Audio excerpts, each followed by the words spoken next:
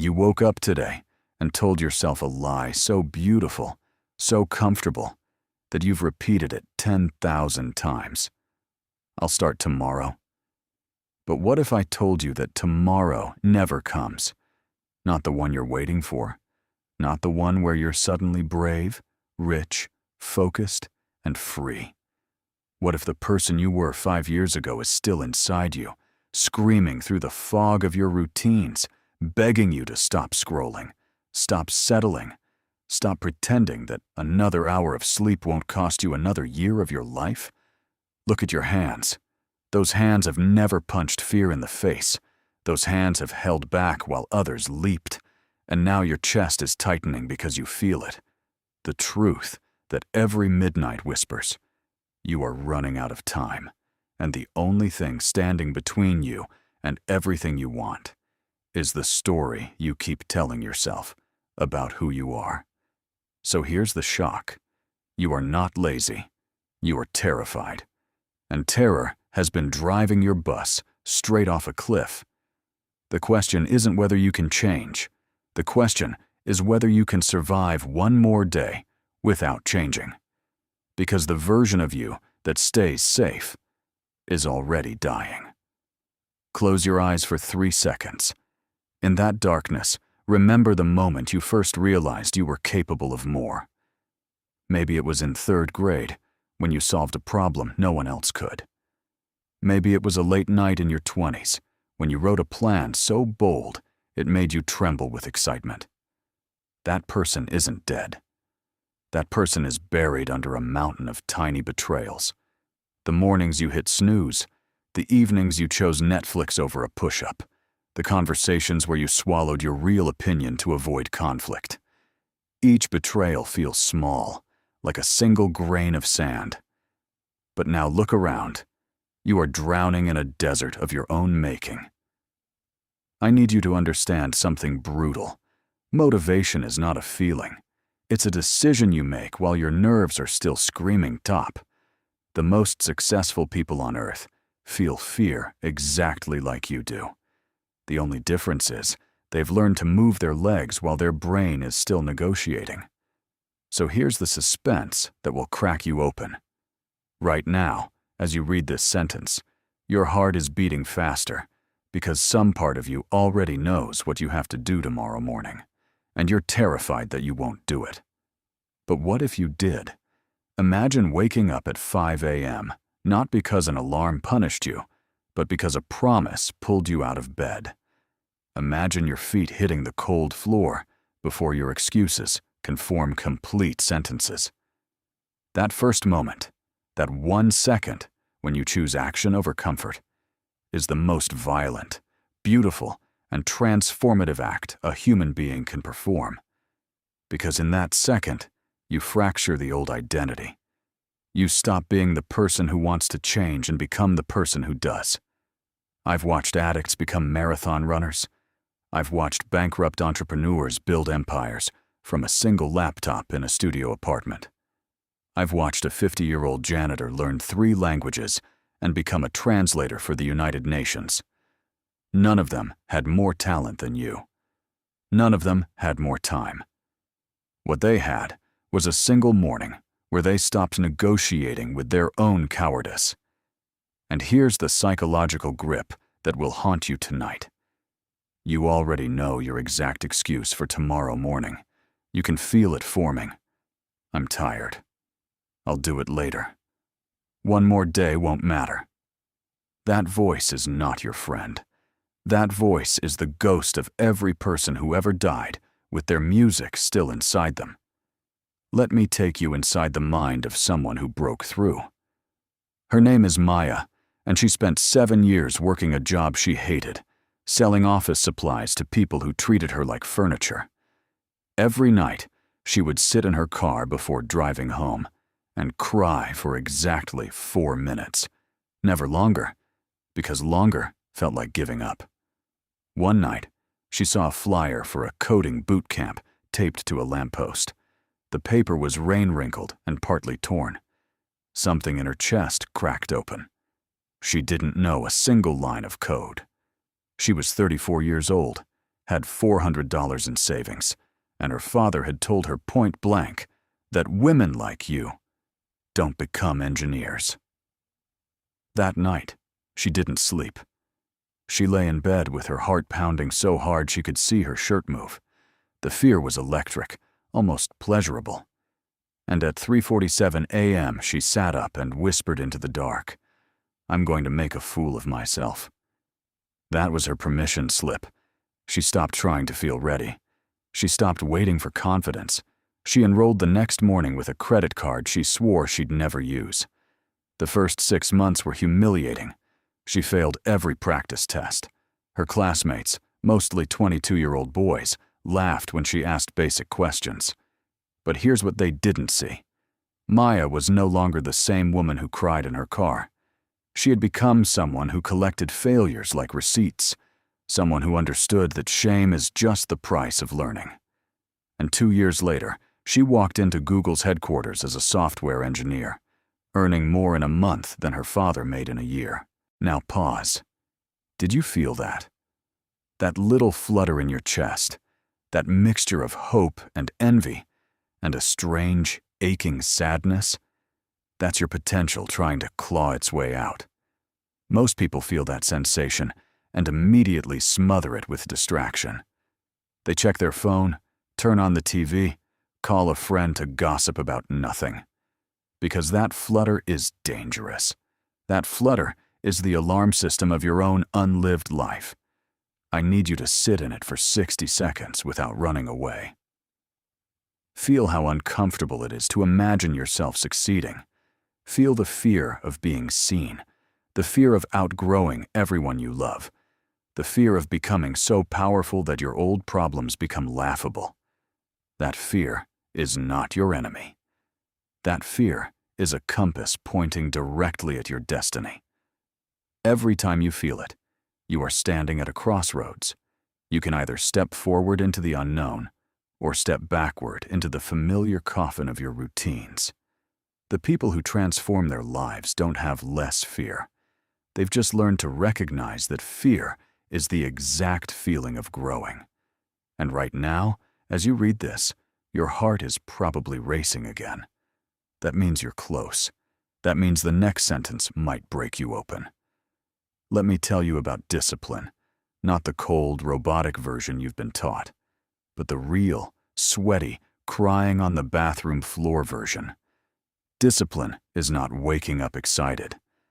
Discipline is waking up with a headache, a broken heart, a deadline that's already passed, and still moving your body toward the work because you made a vow to a version of yourself that you haven't met yet. Think of a mother who hasn't slept in 48 hours, yet still gets up to feed her child. That's discipline.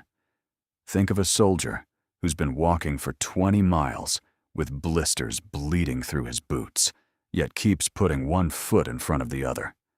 That's discipline. Now think of yourself skipping a workout because you're too tired. Think of yourself abandoning a project because it got too hard. Do you see the gap? That gap is not a lack of time or talent. That gap is a lack of reverence for your own word. Every time you say you'll do something and you don't, you train your brain to disrespect you. And slowly, quietly, you become a person who can no longer trust themselves. That's the real tragedy of an unmotivated life. Not the missed opportunities, but the slow erosion of self-belief until one day you look in the mirror and don't recognize the liar staring back. So here's the brutal question. If you made a promise to yourself right now, would you keep it? Your answer should terrify you. Most people go their entire lives without ever discovering what they're truly capable of. They die with their greatness still hibernating inside them because they were waiting for a sign, a miracle, a lottery ticket that never arrived. But you are different. You're still reading. That means somewhere beneath the procrastination, the self-doubt, the endless scrolling, and the empty calories and the relationships that drain you, there is a fire that refuses to be extinguished. That fire is why you feel so much pain when you waste a day. That fire is why you get angry at yourself when you see others succeeding. That anger is not jealousy. That anger is the voice of your highest self screaming, "That could be you. That should be you. Why is it not you?" And the answer, as painful as it is simple, is that you've been choosing comfort over courage. You've been choosing the short-term relief of avoidance over the long-term glory of struggle. But here's the secret that will change everything. Struggle is not the enemy. Struggle is the path. The most alive you've ever felt wasn't on a vacation or a couch. It was when you were fighting for something, sweating through your shirt, failing and getting back up, learning and growing and becoming. You weren't born to be comfortable. You were born to be legendary. Think about the most difficult thing you've ever survived. Maybe it was a breakup that tore your world apart. Maybe it was a financial disaster that left you eating rice for 3 months. Maybe it was an illness, a death, a betrayal that made you question whether life was even worth living. Now ask yourself, did that experience destroy you? No. It carved you. It chiseled away everything weak, everything fake, everything that was holding you back from becoming who you needed to be. Pain is not punishment. Pain is a sculptor. And right now, the pain you feel about your current situation, the restless dissatisfaction, the quiet desperation of another wasted evening, that pain is trying to save you. It's trying to shatter the cage of your mediocrity. But you have to stop numbing it. You have to stop drinking, eating, scrolling, and shopping your way out of feeling. Sit in the fire. Let it burn. Because on the other side of that burning is a version of you who no longer makes excuses. A version who wakes up early, works late, apologizes to no one for their ambition. That version is not a fantasy. That version is already inside you, waiting for you to stop running from the very pain that will set you free. So I'll ask you one more time. What's the hardest thing you've survived? And if you survived that, why are you afraid of a little hard work? I want you to visualize a specific scene. It's December 31st, 11 months from now. You're sitting alone in a room, not because you're lonely, but because you've chosen to be still for a moment. In front of you is a journal. You open it to the first page, and you see exactly what you wrote today. Your goals, your fears, your promise to yourself that this time would be different. Now look at your hands. Are they calloused from work? Are they steady from discipline? Or are they soft from another year of procrastination? Can you feel the weight of that moment? The shame or the pride? The regret or the relief?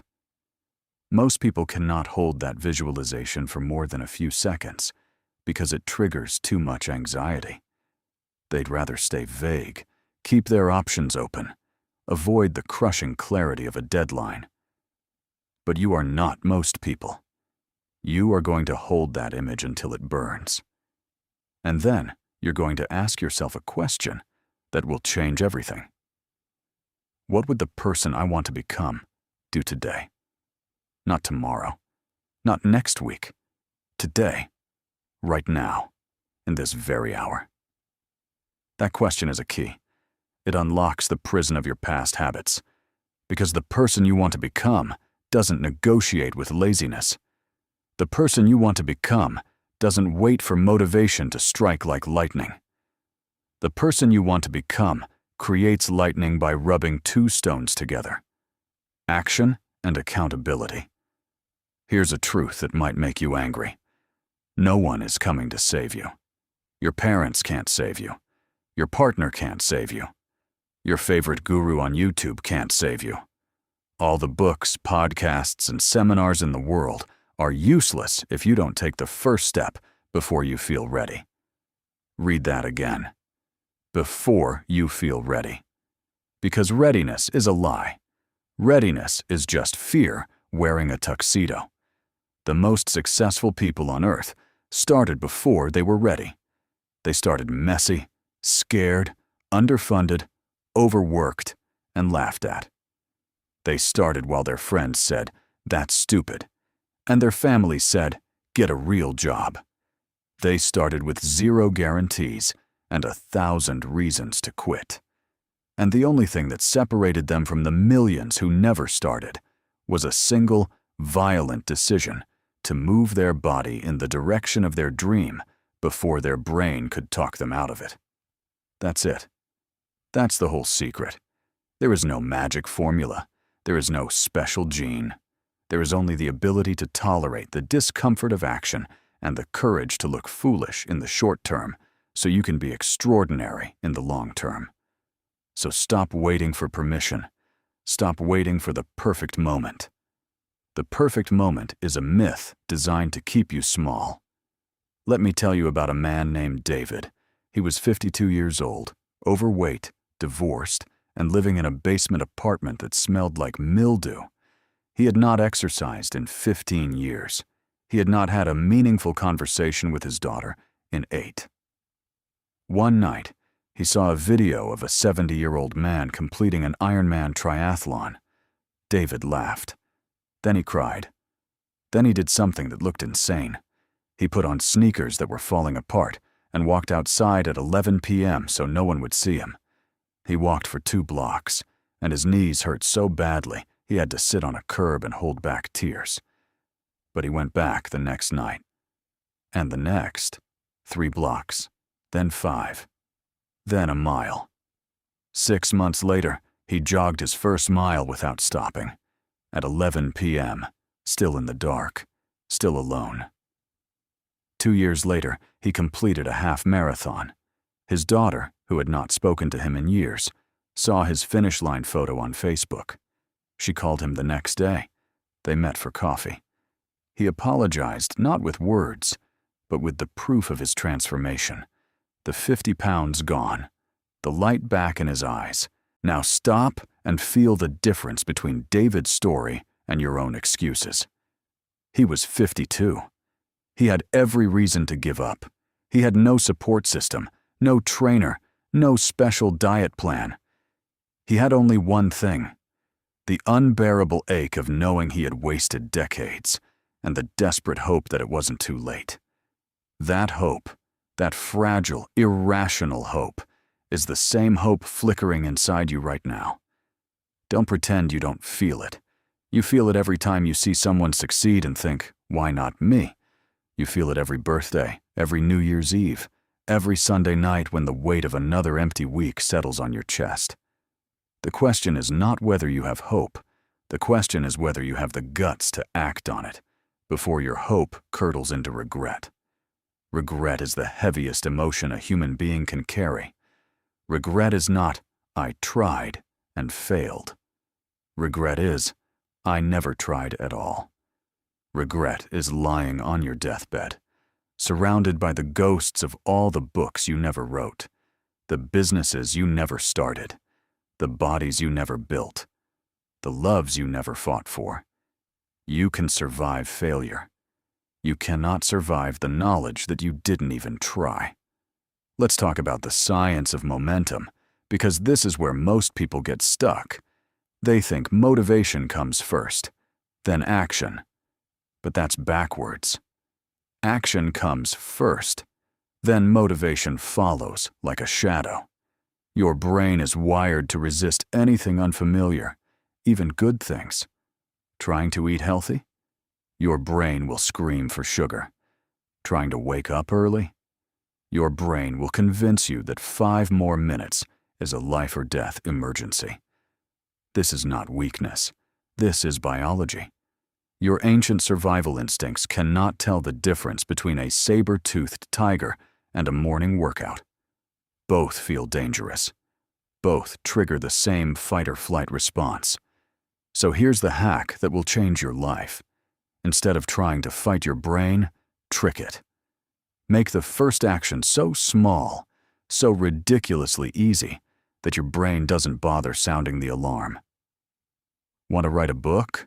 Write 1 sentence, Want to run a marathon? Put on your running shoes and stand outside for 60 seconds. Want to start a business? Make one phone call. The magic is not in the size of the action, it's in the repetition.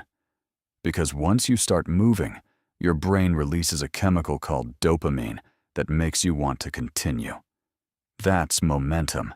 That's the wind at your back. And the only thing standing between you and that momentum is the courage to take a single, embarrassingly small step before you feel ready. I can feel you starting to rationalize. I can hear the voice in your head saying, "This is inspiring, but my situation is different. You don't understand my responsibilities, my health problems, my family obligations, my lack of money." Let me stop you right there. Every single person who ever achieved anything extraordinary had a list of reasons why they couldn't. Oprah was fired from her first TV job. Einstein couldn't speak until he was 4. Stephen King's first novel was rejected 30 times. J.K. Rowling was a single mother on welfare. The difference between them and the millions of others who had the same struggles is not luck or talent. It's that they refused to use their circumstances as an excuse. They said, "Yes, this is hard. Yes, I am scared. Yes, I might fail, and I will do it anyway." That's the secret password to the life you want. Anyway, I am tired, but I will work anyway. I am afraid, but I will speak anyway. I have been hurt, but I will love anyway. I have failed, but I will try anyway. That single word is a sword that cuts through every excuse, every fear, every limitation. So stop telling me why you can't. I don't want to hear your reasons. I want to see your anyway. You are going to die. I know that's harsh, but you need to hear it. Not in some distant, abstract way, but really feel it. Feel the finite number of mornings you have left. Feel the last time you will ever hug your mother, the last sunset you will ever watch, the last time you will hear your favorite song.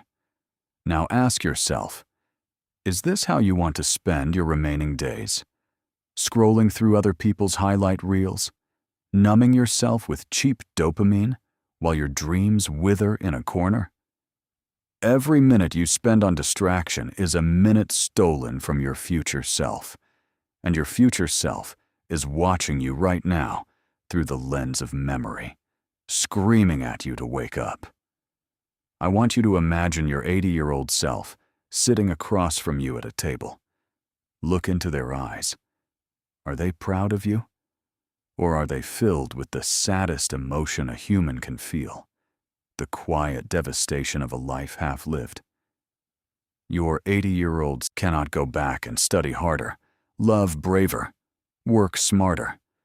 They can only sit in the wreckage of your choices and weep. But you, right now, in this moment, you have something your future self will never have again. You have time. You have a chance. You have the ability to look at the screen of your life and hit reset. Not tomorrow. Not next year. Right now, as you read these words, you can decide that the rest of your story will be written in ink, not pencil. Ink cannot be erased. Let me teach you the one ritual that transformed every client I've ever coached. It's so simple that you'll want to dismiss it. That's your ego protecting itself. Do it anyway. Every morning, before you check your phone, before you speak a single word, sit up in bed and ask yourself 3 questions out loud. Question 1. What am I grateful for today? Say 3 things, even if it's just the fact that you're breathing. Question 2. What is the one most important thing I must do today to move closer to my goal? Just one thing, not 10, not 20. One non-negotiable action. Question 3. What am I willing to sacrifice today to become who I need to be? Because transformation always requires sacrifice. You cannot add without subtracting. You cannot grow without letting something die. Maybe it's the extra hour of TV. Maybe it's the toxic friendship. Maybe it's the belief that you're not good enough. Say these 3 questions out loud. Hearing your own voice is critical. It signals to your subconscious that you are serious. Do this for 7 days, and you will feel a shift. Do this for 30 days, and you will become unrecognizable. Do this for a year, and you will look back at the person you used to be with a mixture of pity and pride. The ritual costs nothing. It takes 90 seconds. The only thing stopping you is the same thing that's always stopped you: the choice to stay small. I want to be honest with you about failure because the world lies to you about it. The world says failure is something to avoid, something shameful, something that proves you weren't good enough. That is a destructive lie. Failure is not the opposite of success. Failure is a component of success. Every scientist who discovered something world-changing failed hundreds of times first. Every athlete who won a gold medal fell down thousands of times in practice. Every entrepreneur who built a fortune went bankrupt at least once, often more. The only real failure is the failure to try. The only real shame is the shame of never having risked anything. Think about the worst failure of your life so far. At the time, it felt like the end. But you're still here, aren't you? You're still breathing, still reading, still capable of getting back up. That failure did not destroy you. It taught you. It hardened you. It gave you scars that now serve as armor. So why are you so terrified of failing again? Is it because you're afraid of what other people will think? Let me free you from that prison right now. Other people are not thinking about you. They are thinking about themselves. They are too busy worrying about their own failures to remember yours for more than 30 seconds. The spotlight you imagine is a fantasy. Turn it off and get back in the ring. You have now read more than half of this book. I know because your eyes are tired, your mind is racing, and some part of you wants to set this down and process it later. That's the addiction to delay talking. That's the same voice that has stolen years from your life. Do not close this book. Do not look away, because what comes next is the most important part. You are about to reach the point where most people quit. They get inspired, they feel the fire, and then they let it burn out within 48 hours. They wake up on Monday with good intentions, and by Wednesday, they're back to their old habits. That's not because they're weak. It's because they never built a system. Inspiration is a spark. Discipline is the firewood. And accountability is the match that keeps it lit. So here's what you're going to do differently this time. You are going to tell one person, just one, your exact goal and your exact deadline. Not a vague goal like get fit. A specific goal like I will run 1 mile without stopping by March 15th. And you're going to ask that person to text you every single day and ask for proof. No mercy. No excuses. If you don't do the work, you have to admit it out loud to another human being. That shame, that beautiful, motivating shame, will push you forward when your own willpower fails. Because willpower is a limited resource. But the fear of looking another person in the eye and saying, I gave up, is inexhaustible. Let me paint your future in 2 versions. Version 1. You close this book right now. You feel a little inspired for an hour, maybe 2. Then life happens. A stressful meeting, a fight with your partner, a headache, a deadline. You tell yourself you'll start tomorrow. Tomorrow becomes next week. Next week becomes next month. 6 months from now, you're in the exact same place, reading another book, feeling another fleeting spark, wondering why nothing ever changes. Version 2. You finish this paragraph, you take a deep breath, and you do one concrete action within the next 10 minutes. Maybe it's writing down your goal on a piece of paper and taping it to your bathroom mirror. Maybe it's sending that text to a friend, committing publicly. Maybe it's uninstalling the apps that steal your attention. That one action, small as it seems, will create a crack in the wall of your old identity. And through that crack, light will pour in. The next morning, you'll take another action. And another. Slowly, almost imperceptibly, you will stop being the person who reads about transformation and become the person who embodies it. Your friends will notice. Your family will notice. But most importantly, you will notice. You will feel a new sensation, the quiet, steady pride of a person who keeps their promises to themselves. That feeling is more addictive than any drug. And once you taste it, you will never go back to who you used to be. You are not broken. You are not lazy. You are not a lost cause. You are a human being who has been swimming against a current of distraction, fear, and misinformation. The system is designed to keep you consuming, not creating. To keep you comfortable, not courageous. To keep you ordinary, not extraordinary. But systems can be hacked. Currents can be reversed. And you, right now, in this moment, have the power to opt out of the lie that you are not enough. You have always been enough. You have simply been aiming your enoughness at the wrong targets, at proving yourself to people who don't matter, at chasing validation that will never satisfy, at staying safe in a world that rewards risk. The greatest motivational secret I can give you is this. You don't need more motivation. You need less negotiation. Stop asking yourself if you feel like doing the work. Start asking yourself if you want to recognize the person you see in the mirror 1 year from now. Because that recognition, that deep, unshakable self-respect, is the only motivation that lasts. It doesn't come from a book, a speech, or a coach. It comes from the accumulated evidence of your own actions. And that evidence starts today, with this sentence. So here is your final instruction, and I need you to hear it with every cell in your body. Stand up. Right now. Physically stand up from wherever you are reading this. Feel the floor under your feet. Take a breath so deep that your lungs burn. And say out loud, with your own voice, I am done waiting. Say it again, louder. I am done waiting. One more time, like you mean it. I am done waiting. Congratulations. You have just taken the first step that 99% of people will never take. You have broken the trance. Now, here is your call to action. Do not let this moment fade.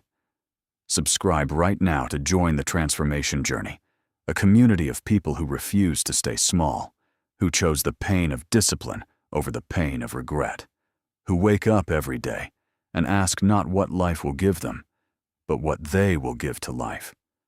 Go to the link below, type in your email, and every morning you will receive a raw, unfiltered prompt designed to keep your fire burning when the world tries to extinguish it. Because motivation is not a one-time spark, it is a daily rebellion. And rebels, real rebels, don't walk alone. Join us. Not tomorrow. Not next week. Now. Your future self is already clapping. Don't make them wait any longer.